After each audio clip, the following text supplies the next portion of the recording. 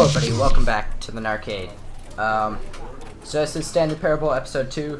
As you saw in the last episode, we already beat the game. Like, what? I don't even get it. I had to change out my mouse. I got a new mouse. Well, I had a new mouse, and then I had to give it away. So now I have my old mouse, which is kind of sad, but that's okay. No one really cares. So if my reactions aren't very good, it's not my fault. Let's just begin the game again. This time, so last time we followed exactly what I said. This time we're gonna look around and do just completely random stuff, like nothing of what we're supposed to, basically. We're gonna do not the exact opposite, but we're not gonna do what we're supposed to. We're just gonna go and explore, basically. Check out what this game has to offer, because it's like, I was talking about it with a couple of my friends, and I was trying to explain how this game worked, and I was like, it's like a game that has an infinite amount of possibilities and an infinite amount of endings. This is the story of a man named Stanley. Should I skip it? Stanley? Yeah, we'd already seen it, so we're gonna skip it. If you want to see that that little intro part again, you can just check out the first episode. I'll link it in the description. Now that I know how to open doors, though, I'm gonna go through every door. All of his co-workers were gone. What could it mean? Stanley decided to go to the meeting room. Perhaps he had simply missed a memo. Yeah, I'm totally gonna go to the meeting room, I promise. I'm just pressing. No matter how hard Stanley looked, he couldn't find a trace of his co-workers. Whoops, I'm on the desk. Definitely not supposed to be there. Stanley went around touching every little thing in the office, but it didn't make a single difference, nor did it advance the story in any way. Oh, this is great. It's foolproof. The heck?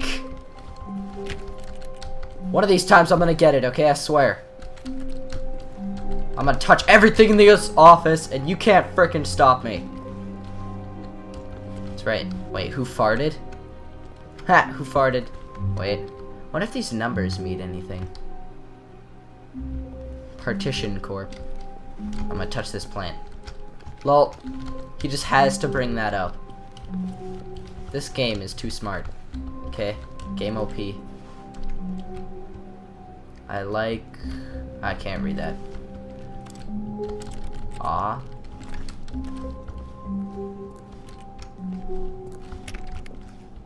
I don't even care. I'm gonna touch everything in this office. What? What? Something made a noise.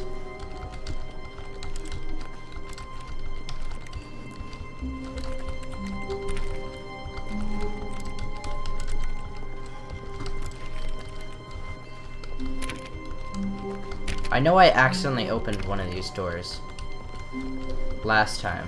I know it. Username, access. Oh, if I could read that. Oh my goodness. I'm gonna turn that off. Stanley clicked on literally every single door in the office, because he doesn't pick up well on cues from his environment. Oh, this is great. Yeah, no. I was special as a child. Guys, don't judge me, okay?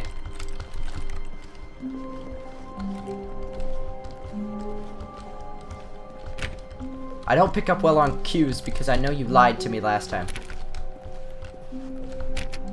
One of these doors opens. Stop messing with me. Fine. When Stanley came to a set of 2 open doors, he entered the door on his left. Did I? Nope. This was not the correct way to the meeting room, and Stanley knew it perfectly well. Perhaps he wanted to stop by the employee lounge first, just to admire it. Nope, I'm still touching doors. Oh, it was in that other room, wasn't it? Please. Oh, looks like a meeting room. You guys are dumb. Still touching doors.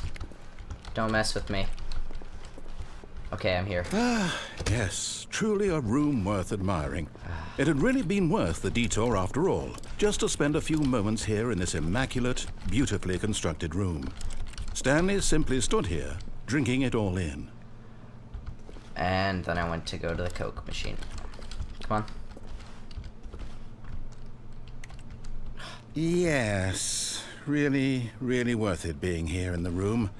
A room so utterly captivating that even though all your co-workers have mysteriously vanished, here you sit looking at these chairs and some paintings. Really worth it. Yep. Uh-huh. Shut up. But eager to get back to business, This guy's judging Stanley me. took the first open door on his left. Would I? Should I? I'll play another playthrough where I listen to him. I go right. No. I won't do it. Stanley was so bad at following directions, it's incredible he wasn't fired years ago.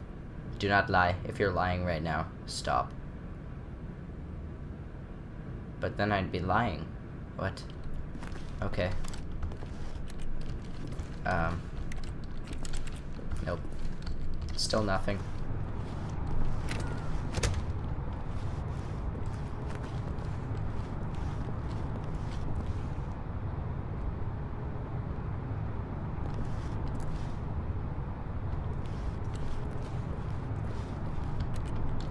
Oh, I don't have a key card. Nope. Okay, we're going on the cargo lift. Yeah. Look, Stanley, I think perhaps we've gotten off on the wrong foot here. Shut up. I'm not your enemy, really, I'm not. Yeah, get out I of here. realize that investing your trust in someone else can be difficult, but the fact is that the story has been about nothing but you all this time. There's someone you've been neglecting, Stanley.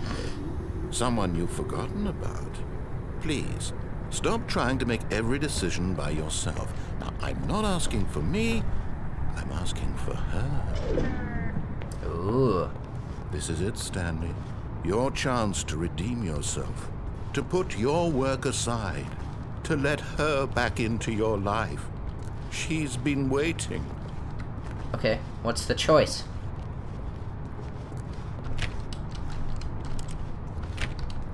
Okay.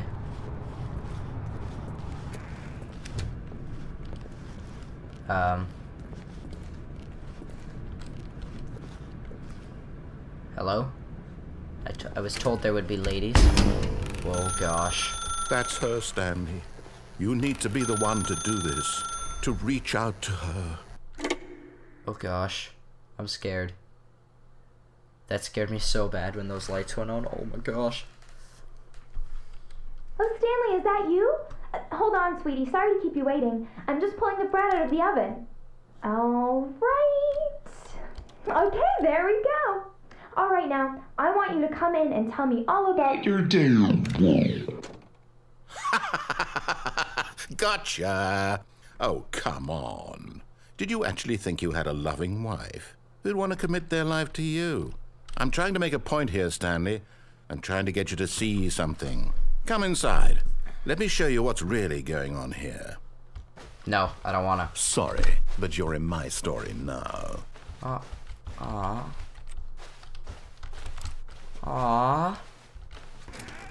I'm scared. This is a very sad story about the death of a man named Stanley. I don't wanna. Stanley is quite a boring fellow.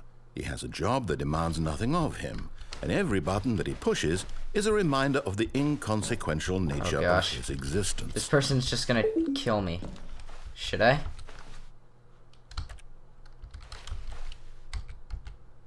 Look at him there, pushing buttons, doing exactly what he's told to do. Now he's pushing a button. Now he's eating lunch. Now he's going home. Now he's coming back to work. One might even feel sorry for him, except that he's chosen this life. But in his mind, he can go on fantastic adventures.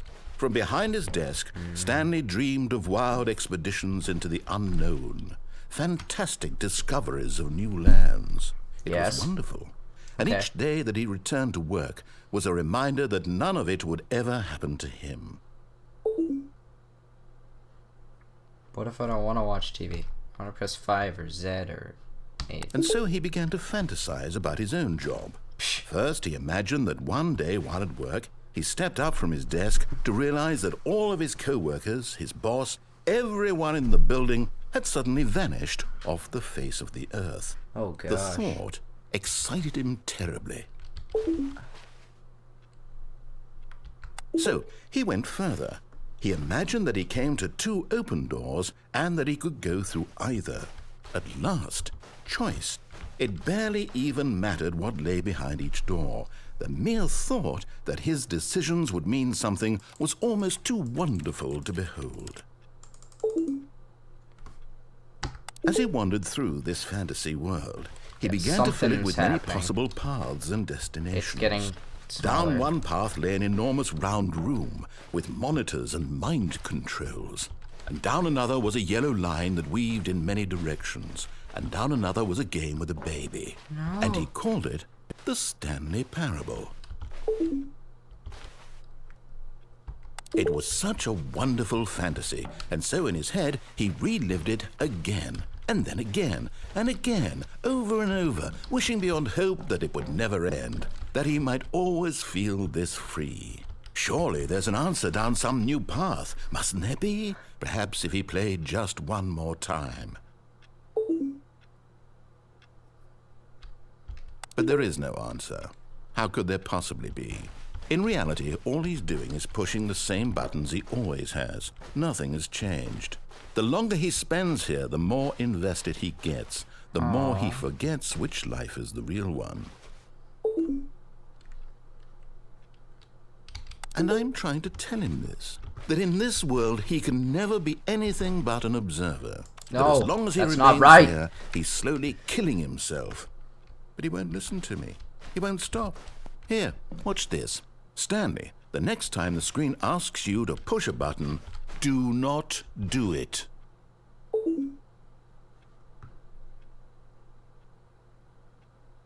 Okay.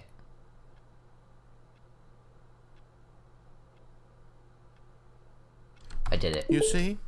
Can he just not hear me?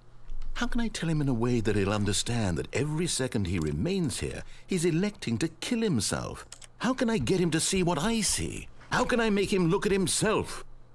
I suppose I can't, not in the way I want him to. But I don't make the rules. I simply play to my intended purpose, the same as Stanley. We're not so different, I suppose.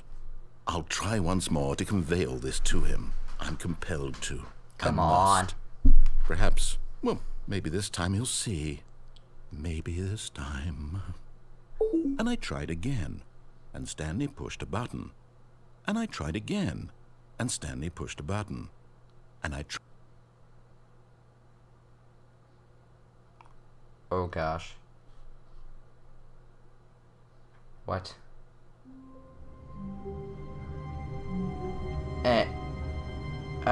Okay. Well then, that'll be it for this episode of Stanley Parable. I think we may have just got to another ending of the game. Well, that was another ending of the game, obviously. And, wow, dang, okay. Next time, I'm not gonna open up all these doors because I know it doesn't do crap. So that won't take as long. But I'll go through everything, and maybe I'll, like, go into the mind control room again and look through it all again. Maybe see if there's different buttons I can press, or whatever. Because I know there's a whole bunch of other stuff that's hidden behind these walls. Anyway, this is the Narcade shutting down. See you guys in the next episode. Bye!